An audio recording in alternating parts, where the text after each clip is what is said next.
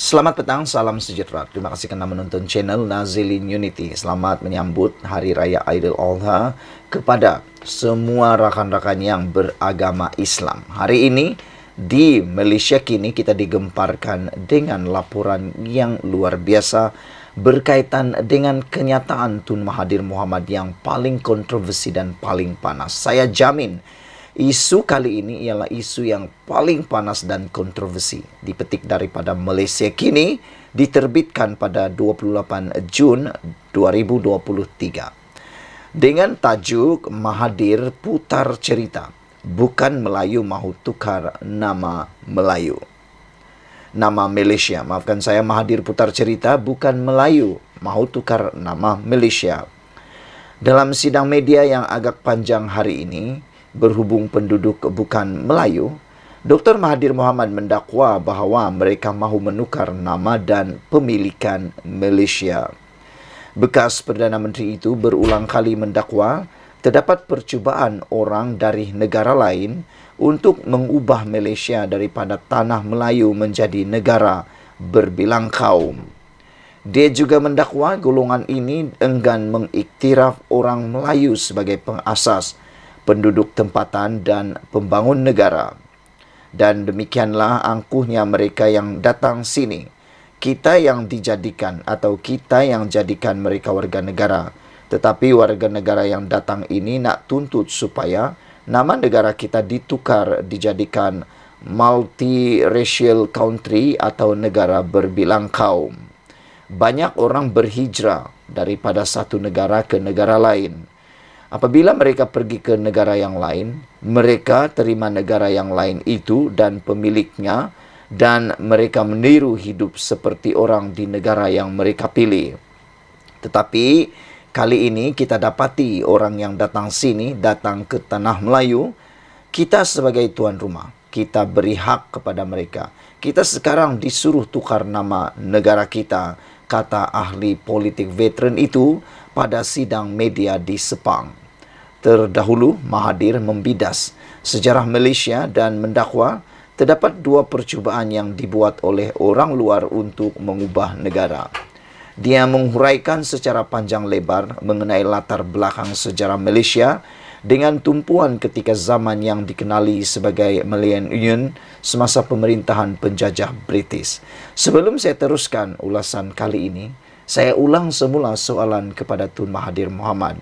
Mengapa perkara ini ketika beliau menjadi Perdana Menteri selama 22 tahun campur 22 bulan tidak pernah pula disedari beliau, tidak pernah pula didedahkan oleh beliau, tidak pernah beliau untuk usahakan. Tapi selepas sudah tidak berkuasa, selepas hilang deposit, selepas tidak mendapat lagi sokongan, selepas tidak lagi memerintah negara ini, yang mana beliau tidak punya apa-apa kuasa lagi dan kapasiti, barulah beliau menyatakan, mendedahkan kononnya penemuan beliau ini yang memang kontroversi dan panas ini. Saya tertanya itu soalan yang paling dasar. Itu saja soalan yang paling penting perlu dijawab oleh Tun Mahathir.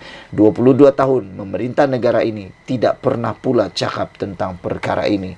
Tidak pernah pula cuba untuk mendedahkan perkara ini. Kenapa selepas Anwar Ibrahim menjadi Perdana Menteri, selepas beliau tidak lagi menjadi Perdana Menteri, dan paling penting, Pakatan Harapan menjadi kerajaan dan Anwar Ibrahim menjadi Perdana Menteri yang mana Mahathir Mohamad kata tidak akan jadi Perdana Menteri tapi akhirnya menjadi Perdana Menteri, barulah Mahathir tiba-tiba menyatakan pula pendedahan luar biasa ini. Itu yang perlu kita jawab. Ada komen Amanda? Apa pendapat kamu? Tinggalkan komen Anda.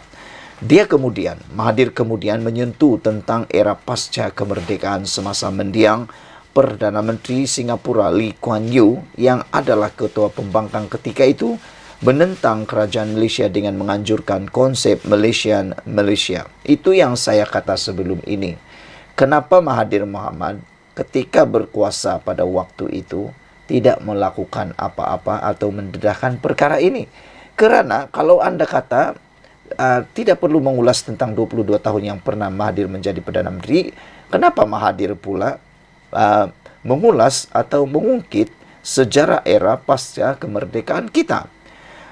Pada tahun 1960-an, istilah Malaysia diangkat sebagai slogan Perhimpunan Konvensyen Solidariti Malaysia untuk memperjuangkan wawasan negara yang lebih egalitarian, mengatasi perpecahan etnik dan mempromosikan hak sama rata untuk semua rakyat tanpa mengira kaum atau etnik. Ia bertujuan untuk mencabar penekanan yang lazim terhadap etnik Melayu dan keistimewaan khas untuk orang Melayu seperti yang termaktub dalam dasar tindakan afirmatif Perlembagaan Persekutuan. Mahathir berkata kita bernasib baik dalam pilihan raya tahun 1964, cadangan Kuan Yew itu ditolak. Cuma seorang saja yang menang, yang lain semua kalah, kata Tun Mahathir lagi. Dan itu kita berjaya tolak. Satu lagi percobaan untuk menjadikan tanah Melayu ini sebagai negara berbilang kaum, bukan lagi milik orang Melayu. Akan ada hak sama rata untuk semua rakyat, kata Mahathir lagi. Mahathir juga mendakwa setiap kali orang Melayu bercakap tentang perjuangan bangsa, mereka turut atau terus dihentikan dan dilabel sebagai resis. Saya hairan di negara kita tak boleh bercakap berkenaan tentang bangsa kita, kata Mahathir. Oh, itu resis. Orang Melayu resis kalau cakap pasal Melayu, kata beliau. Sebelum ini, bekas ahli Parlimen Langkawi itu disiasat mengikut Seksyen 124B Kanun Keseksaan kerana didakwa terlibat dalam aktiviti yang disifatkan memudaratkan demokrasi berparlimen berhubung perkara berkaitan proklamasi rakyat Melayu yang diterajuinya itu. Selain itu, dia juga disiasat berhubung kenyataannya yang didakwa mengandungi unsur penghinaan terhadap institusi diraja apabila menyebut bahawa orang Melayu tidak boleh bergantung kepada raja-raja Melayu untuk melindungi mereka. Saudara-saudara sekalian, ini pendedahan Tun Mahathir Mohamad yang saya sudah anggap sebagai satu kontroversi dan amat panas sekali. Namun demikian, kita hanya boleh kembali kepada satu persoalan utama. Apa sebenarnya yang Tun Mahathir mahu untuk negara ini pada waktu ini? Karena acuan Malaysia ini sebenarnya lebih banyak ditentukan oleh kepimpinan beliau sejak dahulu, yaitu 22 tahun menjadi Perdana Menteri. Jangan kita lupa, Mahathir pernah mentadbir negara ini mengikut acuan beliau 22 tahun campur 22 bulan. Apa yang berlaku kepada Malaysia saat ini sedikit sebanyak ada dipengaruhi oleh style ataupun cara kepimpinan, corak kepimpinan, dasar kepimpinan Tun Mahathir pada waktu itu. Jadi, kalau begitu, kenapa isu tentang yang dikemukakan oleh Tun Mahathir ini tidak pula ditekankan pada waktu beliau menjadi Perdana Menteri? Sekian dulu untuk kali ini. Jangan lupa tinggalkan komen anda, tekan butang subscribe. Malaysia kita punya, kita jaga sama-sama. Cintai Malaysiaku. Bye-bye. Bila Tun Mahathir dan juga Muhyiddin akan berjumpa, adakah perjumpaan itu hanya satu pembohongan semata-mata, atau teknik mengelirukan lawan, atau semata-mata hanya mau mendapatkan sokongan, atau semata-mata mahu memperlihatkan kononnya dua seteru utama moden ini sudah bersatu semula? Adakah itu hanya satu sandiwara drama politik semata-mata? Saudara-saudara sekalian, persoalan besar ialah bila Muhyiddin dan Mahathir nak jumpa. Semalam, pengerusi Perikatan Nasional PN Tan Sri Muhyiddin Yassin memaklumkan beliau akan bertemu Tun Dr. Mahathir Mohamad dalam masa terdekat. Persoalannya, masa terdekat itu bila? Adakah sebelum berlaku pilihan raya negeri ataupun selepas berlaku pilihan raya negeri? Kalau dah berlaku selepas pilihan raya negeri, itu semua sudah useless, tiada guna lagi. Tapi kalau ianya berlaku sebelum pilihan raya negeri, mungkin ada cerita. Kenyataan Perdana Menteri ke-8 itu menyusul selepas Dr. Mahathir pada awal bulan ini menjelaskan beliau sedia bekerjasama dengan Muhyiddin sekali lagi.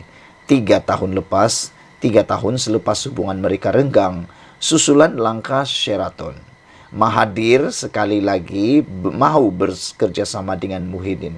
Menjadi persoalan saya sekali lagi ialah di mana sebenarnya Mahathir punya prinsip dan kedudukan. Sebenarnya beliau ini apa prinsipnya? Nak mau bekerja sama dengan orang mengikut keadaan kah atau ada prinsip yang kukuh? Saya secara pribadi dapat melihat Tun Mahathir Mohamad seperti flip-flop. Kadang ini, kadang itu. Kadang ini, kadang itu. Karena pada Oktober tahun 2022, 31 Oktober tahun 2022, Mahathir pernah menyelar Muhyiddin dengan mengatakan bahawa Muhyiddin yang pecat dia, tetapi pemimpin bersatu lain yang tidak setuju dengan langkah Sheraton. Mahathir juga mengatakan bahawa beliau kata Muhyiddin telah pun begitu angkuh. Beliau kata siapa yang jadi Perdana Menteri pintu belakang atau tebuk atap. Bukan saya tetapi Muhyiddin, kata Mahathir lagi. Selain daripada itu, Mahathir juga mengatakan bahawa dia sangka Muhyiddin telah pun bertaubat, kesal dengan perbuatannya. Namun, kata Mahathir, rupanya Muhyiddin tetap angkuh dan hanya mahu menjadi Perdana Menteri. Itu daripada Berita Harian pada tahun 2022. Persoalannya hari ini ialah apakah Mahathir dan Muhyiddin akan berjumpa meleraikan masalah itu. Langkah Sheraton pada Februari tahun 2020 menyaksikan pentadbiran Perdana Menteri keempat dan ketujuh yang mengetuai Kerajaan Pakatan Harapan PH ketika itu tumbang dan digantikan Kerajaan PN, pimpinan Muhyiddin dan juga Presiden Bersatu. Pada sidang media hari ini, Dr. Mahathir menjelaskan pertemuan yang dicadangkan dengan Muhyiddin bertujuan menjelaskan tujuan proklamasi Melayu yang digerakkannya. Menurut bekas pengerusi Parti Pejuang Tanah Air Pejuang itu, beliau berkata beliau juga berhasrat menemui Muhyiddin, namun bukan pada hari ini atau esok. Sebelum Hari Raya Haji nak jumpa, susahlah sebab esok sudah raya. Tapi saya nak jumpa dia untuk jelaskan tujuan proklamasi orang Melayu ini, kata Mahathir lagi. Yang menjadi persoalan saya ialah, adakah proklamasi orang Melayu ini akan benar-benar disokong oleh Muhyiddin atau siapa yang akan kena kali ini pula? Adakah Mahathir yang kena atau Muhyiddin yang terkena? Ia sokongan kepada Melayu secara keseluruhan kerana kita melihat mereka hilang kawalan sepenuhnya terhadap negara ini dan mereka akan terseksa jika tidak boleh berkata apa-apa untuk negara ini, kata Mahathir dalam sidang media di sini hari ini. Dalam kenyataan awal bulan ini, Dr. Mahathir turut menyatakan kesediaan untuk bekerjasama dengan Muhyiddin pada PRN di 6 negeri dan percaya perkara itu boleh dibincangkan. Dalam reaksi balas, Muhyiddin yang juga ahli Paleon Pagoh berkata, beliau sedia bekerjasama dengan Dr. Mahathir demi matlamat memperjuangkan nasib orang Melayu dan orang Islam. Katanya lagi, kesediaan itu juga didorong dengan perkembangan politik mutakhir ini yang meletakkan umat Melayu dan Islam di negara ini di persimpangan getir. Sekian dulu untuk kali ini. Jangan lupa tinggalkan komen Anda, tekan butang subscribe. Malaysia kita punya, kita jaga sama-sama. Cintai Malaysia aku. Bye-bye. Selamat pagi, salam sejahtera. Terima kasih karena bersama dengan saya di Nazilin Unity Channel. Ini satu lagi pendedahan persoalan paling besar yang tak mampu dijawab oleh Mahathir Mohamad dan juga Muhyiddin Yassin. Sebelum kita teruskan ulasan kali ini, jangan lupa tinggalkan komen Anda, tekan butang subscribe. Saudara, Anda wajib menonton video ini kerana ianya akan membuka minda dan pemikiran Anda tentang ciri-ciri kepimpinan Tun Mahathir Mohamad dan Muhyiddin yang sekarang ini menjadi perhatian ramai. Saudara-saudara, persoalan besar kepada kita atau kepada Muhyiddin dan juga Mahathir Mohamad ialah bila sebenarnya mereka nak jumpa. Kerana ada pemerhati politik dan juga pengkritik politik mula mengandaikan bahawa perjumpaan Tun Mahathir Mohamad dan perjumpaan dengan Muhyiddin itu sebenarnya retorik semata-mata. Mungkin, kata mereka, tidak akan ada perjumpaan langsung. Mereka kata sampai kiamat pun mungkin Muhyiddin tidak akan berjumpa dengan Mahathir Mohamad dan Mahathir pula hanya akan bermimpi di siang bolong. Bayangkan saja pada 31 Oktober tahun 2022, Mahathir pernah menggelar Muhyiddin ataupun pernah menyatakan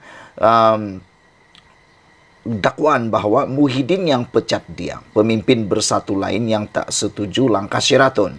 Menurut Mahathir Mohamad, pengerusi Gerakan Tanah Air GTA Tun Mahathir mendakwa Tan Sri Muhyiddin Yassin yang memecatnya sebagai pengerusi Bersatu dan juga beberapa pemimpin Bersatu lain yang tidak setuju dengan langkah Sheraton diambil bekas Perdana Menteri itu.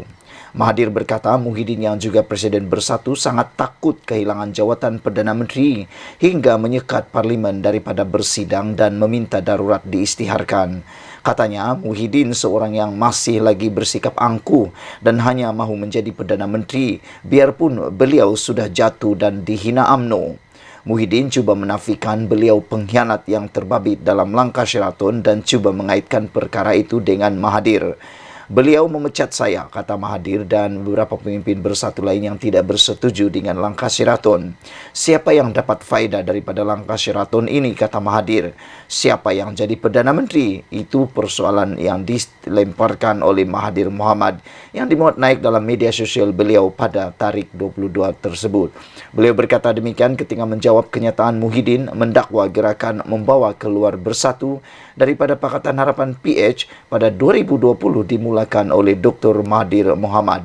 Muhyiddin mendakwa Dr. Mahathir membuat pusingan di saat akhir apabila Majlis Presiden PH dalam mesyuarat 21 Februari tahun 2020 mengambil keputusan terus menyokong beliau sebagai Perdana Menteri. Katanya, usaha membawa keluar Bersatu itu digerakkan susulan tindakan beberapa pihak dalam PH yang mendesak Dr. Mahathir berundur dari memberi laluan kepada Presiden PKR Datuk Seri Anwar Ibrahim dilantik Perdana Menteri yang ke-8. Sebenarnya Dr. Mahathir berkata, minggu lalu, Presiden PAS Datuk Seri Abdul Hadi Awang mengakui beliau yang menggerakkan langkah Sheraton bersama-sama Muhyiddin sebelum ahli Parlimen Pagoh itu menjadi calon Perdana Menteri. Sebenarnya amat mudah nak pastikan siapa pengkhianat, kata Mahathir. Ada satu ungkapan bahasa Latin, cui bono, yang bermakna siapa yang mendapat keuntungan daripada sesuatu keadaan. Siapa yang jadi Perdana Menteri? Pintu belakang atau tepuk atap? Bukan saya, kata Mahathir, tetapi Muhyiddin. Dr. Mahathir juga mendakwa Muhyiddin sebagai seorang yang tidak tahu malu kerana sanggup meminta pengisytiharan darurat sekali lagi demi mengekalkan jawatannya biarpun permohonannya sebelum itu ditolak yang di-Pertuan Agong. Dr. Mahathir juga mendakwa Muhyiddin sebagai seorang yang tidak tahu malu kerana sanggup meminta pengisytiharan darurat sekali lagi demi mengekalkan jawatannya biarpun permohonannya sebelum itu ditolak yang di-Pertuan Agong. Beliau berkata Muhyiddin juga menuduhnya bersetuju supaya pengerusi Perikatan Nasional PN itu menjadi Perdana Menteri namun tidak mendedahkan. Soalan Dr. Mahathir, sama ada dia memegang jawatan itu dengan sokongan kleptokrat.